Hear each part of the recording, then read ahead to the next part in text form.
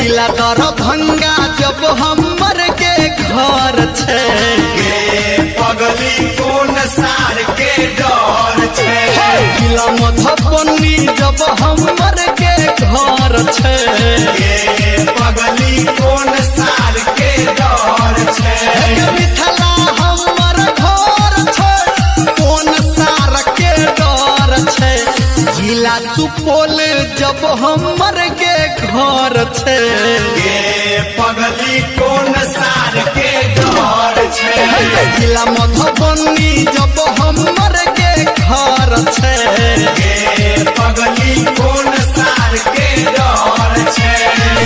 DJ Dayanand बिंदास सरस्वती स्थान कटराड़ी toll mobile number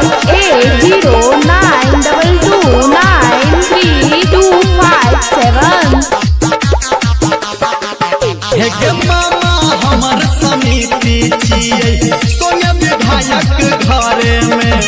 नाना जी हमर मुखिया काम के सब चले कर करे में मामा हमर समिति छियै सोने विधायक घरे में नाना जी हमर मुखिया काम के सब चले कर करे में हरिहर हटनी हमर ममहार छे पगली कोन सार के डर छे मधेपुर बाजार अपन जब नगर छे पगली कोन सार के डर छे जिला सहरसा जब हमर के घर छे पगली कोन सार के डर छे डीजे दयानंद बिंदास सरस्वती स्थान कटराड़ी टोल मोबाइल नंबर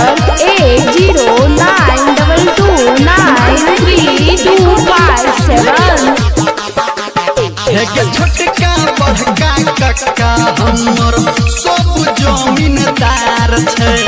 भैया सिपाही इंजीनियर डॉक्टर और ठेकेदार छे छोटका बड़का कक्का हमर सब जमीनदार छे भैया सिपाही इंजीनियर डॉक्टर और ठेकेदार छे खुर साहब के बा हमर बपहर छे पगली कोन सार के डर छे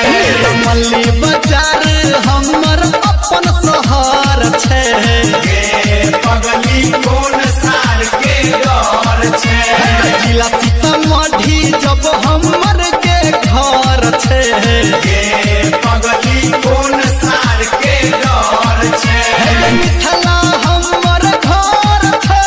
कोन सार के डर छे जिला दरभंगा जब हमर के घर छे पगली कोन सार के डर छे जिला मधुबनी जब हमर के घर छे पगली